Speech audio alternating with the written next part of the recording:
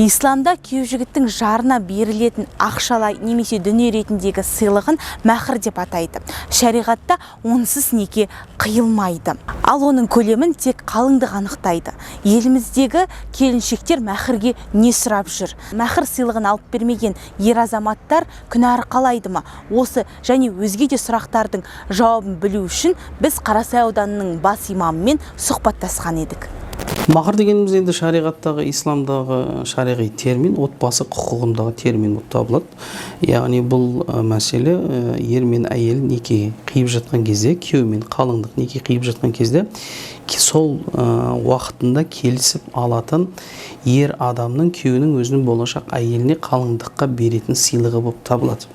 Бұның басты мақсаты әйел адамның құқығын қорғау. Қасиетті Құранда Ниса сүресінің 4-ші аятында айтып өткен, яғни әйелдерге сыйлықтарын беріңдер деп. Яғни болашақ әйелдеріне сыйлықтарын беру мақсаты, бұл басты мақсаты әйел адамның құқығын қорғау. Яғни болашақ қалыңдықтың құқығын қорғау. Әртүрлі төтенше оқиғалар, оқыс оқиғалар болып жатады ғой. Сол кездегі әйел адам сол махрды, яғни дүниелік сыйлықты сатып, қолданып, өзі күн көре алу үшін, әйелдің басқа біреуге қол жаймау үшін, материалдық тұрғыда осы жағдайда әйелдің құқығын қамтамасыз ету үшін шариғатта бекітілген үкім болып табылады. Және де маңызды дүниесі, ол жаңағы жерде махр сыйлығының уақыты да белгіленіп кету керек. Ер адамның әлеуметтік мүмкіндігі болатын болса, сол кезде бергені абзал, болмаса оны біраз уақытқа созуға да болады. Ол әлбетте міндетті түрде қалыңдықтың келісімімен бірге болады. Ханафи мазхабында ол абстракты дүние емес, ол физикалық дүние болу керек, ол зати сипатта болу керек. Яғни мысалы сен маған бір Құран үйретесің, бүйтесің деген дүние емес, қолға материалдық тұрғыдағы дүние болу керек. Ертең ол оны сатып күн көре алатындай, алдымызда айтқанымыздай. Ханафи мазхабында жалпы енді 10 дирхам деп бекітілген. 10 дирхамға ол заманда 2 қой алуға мүмкіндік болған екен.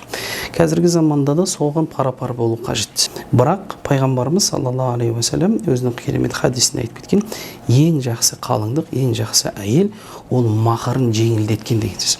Алланың алдында өзге мұсылманға жеңілдік, әсіресе болашақ жарына жеңілдік жасаған үшін, ол да алда қаласы бір жеңілдікке ие болады. Некенің өзінде де былай қарасаңыз, қандай да бір бастама материалдық тұрғыда көзделетін болатын болса, оның ақыры сәттілікке көп жағдайда ұшпай жатады. Егер ол өтелмей кететін болатын болса, бұл дүниеде ер адам сөзін бергеннен кейін сөзінде тұра алмай, өте алмай кететін болатын болса, онда ол күнәһар болып табылады. Махрға ғана қадалып қалмау керек. Мақсат, некенің мақсаты мешітке, некеге қиып келе жатқан кездегі осы қарым қатынасымызды адалдап алу.